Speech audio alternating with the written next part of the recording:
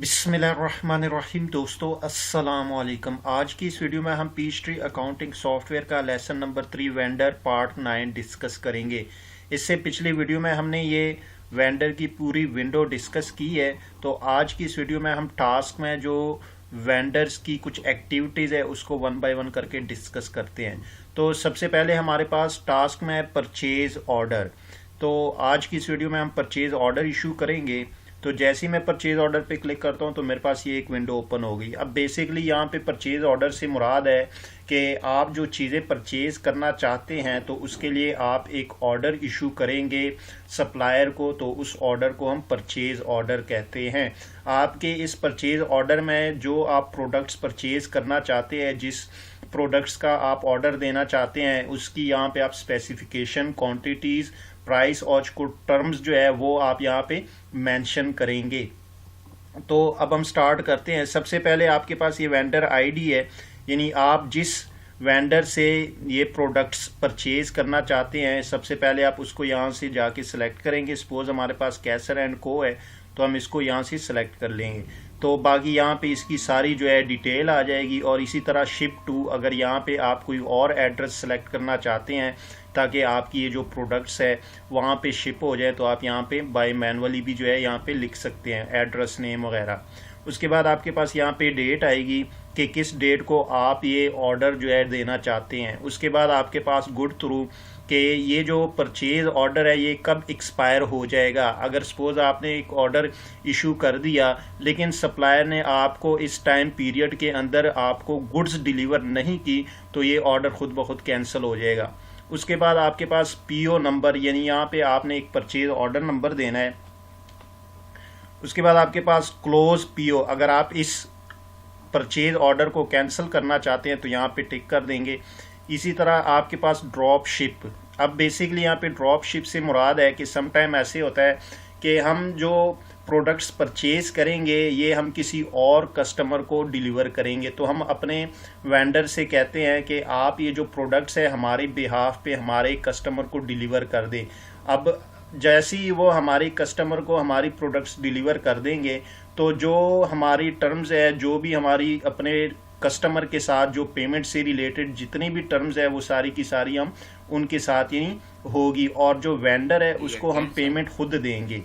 और ये प्रोडक्ट्स इसके बाद हमारे पास ड्रॉप शिप है। अब यहाँ पे बेसिकली ड्रॉप शिप से मुराद है कि सम टाइम ऐसे होता है कि हम जो प्रोडक्ट्स यहाँ पे अपने वेंडर से परचेज करेंगे तो हम सेम एज इट इज़ ही उसको अपने कस्टमर को जो है सेल करेंगे। तो हम अपने वेंडर से कहते हैं कि आप ये जो प्रोडक्ट्स है ये हमें डिलीवर करने की बजाय हमारे कस्टमर को डिलीवर कर दें। अब जैसे ही वो हमारे कस्टमर को डिलीवर करेंगे, जो प्रोडक्ट डिलीवर की गई है हम अपने वेंडर को खुद पेमेंट करेंगे।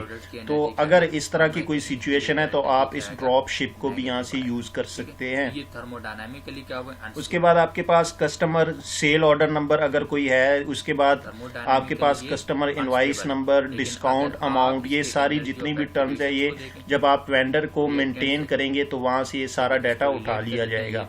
उसके बाद आपके पास यहाँ पे क्वांटिटी है, आप यानी कितनी क्वांटिटीज का ऑर्डर देना चाहते हैं। सपोज आप यहाँ पे हम 10 लिख लेते हैं। उसके बाद आपके पास यहाँ पे आइटम्स आएंगी। अब बेसिकली यहाँ पे सबसे पहले आप ये जो ऑर्डर देना चाहते हैं पीच ट्री में आप उस आइटम्स की जो है इन्वेंट्री मेंटेन करेंगे। अब देखिए हमारे पास ये कुछ इन्वेंट्रीज जो है मेंटेन हुई पड़ी है आइटम्स की। अब आप इसमें से जिस आइटम्स की जो है वो पीओ देना चाहते हैं, परचेज ऑर्डर इशू करना चाहते हैं, आप उसको यहाँ से सिलेक्ट कर लेंगे। तो जैसे ही सिलेक्ट करेंगे यहाँ पे उसकी जितनी डिस्क्रिप्शन होगी वो आ जाएगी। यहाँ से ये जनरल लेजर अकाउंट खुद ब खुद इस इन्वेंट्री के लिए ये सॉफ्टवेयर उठा लेगा।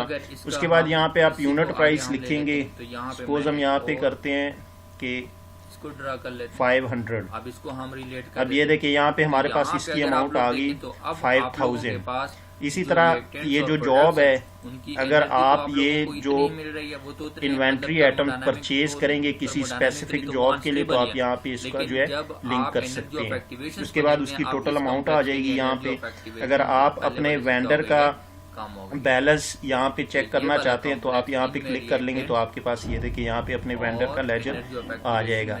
उसके बाद आप इसको यहाँ से कॉम्प्लेक्स की जो एनर्जी उसमें जो सेव कर लेंगे। जैसे ही आप सेव करेंगे तो देखिए आपका जो है पीओ ये इशू हो गया। अब अगर आपने अपने इस पीओ को देखना है, चेक करना है, तो आप ये आपके पास यहाँ पे ओपन की एक ऑप्शन है, आप इस पे क्लिक करेंगे तो आपके पास ये देखिए यहाँ पे ये सेलेक्ट परचेज ऑर्डर की विंडो ओपन होगी। अब यहाँ से आप अपने पीओ को जो है देख सकते हैं। जैसे ही मेरे पास ये देखिए 2/2/2019 को ये पीओ दिया गया, मैं जैसे ही इस पे क्लिक करता हूँ तो ये देखिए मैं उसी विंडो में आ गया हूँ जो मैंने अभी परचेज ऑर्डर इशू किया है। अगर आप इसमें चेंजिंग करना चाहते हैं, सपोज मैं ये 10 क्वांटिटी की बजाय यहाँ पे 50 देना चाहता हूँ तो आप चेंज कर सकते हैं।